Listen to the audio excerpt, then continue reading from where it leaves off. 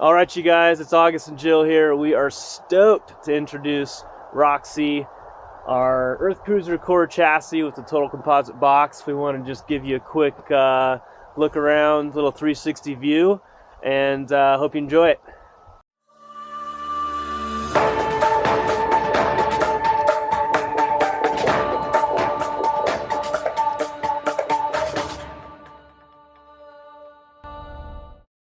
Okay, so before we get to the tour, just wanted to briefly chat about our story. We've been doing the van life thing for a little while now, and we've just decided to make a big upgrade in terms of comfort and off-road capability. We're looking forward to having a little bit more space in the box as we live in this full time. And the best part is we're going to be documenting this DIY build every single day. You can catch our mistakes and our wins. And I think it'll be a really fun project to follow along. We've got a sign up on our website to be on the mailing list, email list, and we'll be sending out notifications every few days of new content and kind of the progress of the build. So that's probably the best way to keep an eye on us. I'll put a link to that down below in the description. But other than that, let's get started with the tour. Okay, so if you aren't familiar with EarthCruiser, they've been building rigs similar to this for quite some time. This is the first time that they've offered what's called the CORE vehicle, which is basically a empty, gutted camper design for DIYers or folks to do other types of builds with it. They've been in the business of making completed campers, but this is the first time they do these kind of shell models. So just to get an idea of roughly what they do is they get these stock CORE chassis with dualies, and they basically take they darn near take everything off. So your axles, your hubs, wheels, brakes, all of that stripped, and that's replaced with this higher end four-wheel drive componentry that you see here. So that's what's being done on the back end when they do these rig conversions.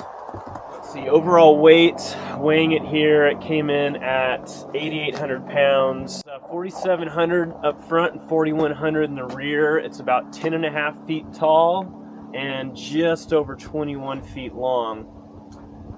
This is a 14-foot box. They actually stock their kind of preferred build is a 13-foot box, but I wanted a little extra room, so I had this one dialed in custom. And this is actually their very first Isuzu NPR gasser chassis that they've done. They've made the switch from the Mitsubishi Fuso line to the Isuzu because Mitsubishi is no longer available in the U.S. So this is their very first production model. And anyways, just wanted to do a quick walk around. So up front here we have Method 17-inch wheel, and then a 37-inch tire. I believe it's 37 by 12.5. You can see we've just got the classic worn manual locking hubs. Got Radflow shocks with a remote reservoir. And then obviously the springs are a custom for the build. The axles are a fusion axle, and they're equipped with ARB front and rear air lockers.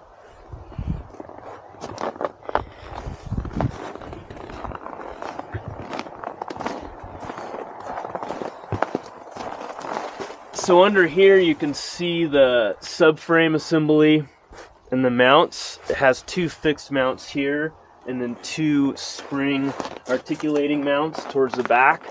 That allows the chassis frame to flex independent of the box so that you don't have any of that flex, those forces put onto the box.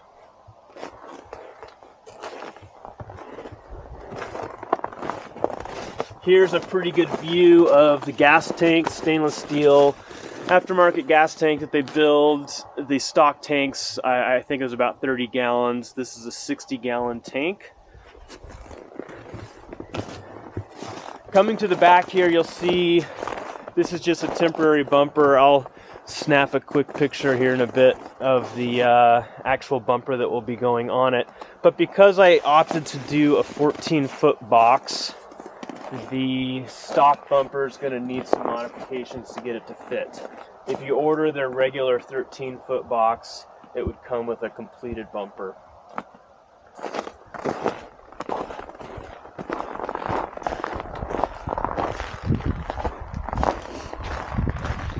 So from this side, we can get a little bit better view of the 4x4 transfer case. It has a high and low four-wheel drive, and then like I mentioned before, it's got the front and rear air lockers.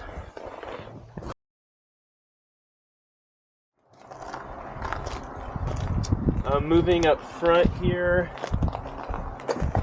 we can see the just an awesome bumper. We've got spot for a winch, and then this is their brush guard roll cage. Up top there's actually a platform so you can mount boxes and such, and to the side here you can see there's even a bit of a ladder to help get you up top. Alright, so close the door, maybe the light will get a little better. As far as the interior goes, pretty simple, not a lot done differently inside of here. You can see up top here we have the four-wheel drive indicator lights, as well as the air compressor front and rear locker switches. Down here is where they put the four-wheel drive shifting knob, so 4 high, 2 high, neutral, and 4 low. And we just have the stock seats. Of course, you can pay to upgrade them to nicer seats and whatnot, but we're going to do that on our own down the road. So anyways, that's it. Pretty simple cab setup. We have a lot of work to do in here. We will be doing a bunch of sound deadening and whatnot, but this is our starting point.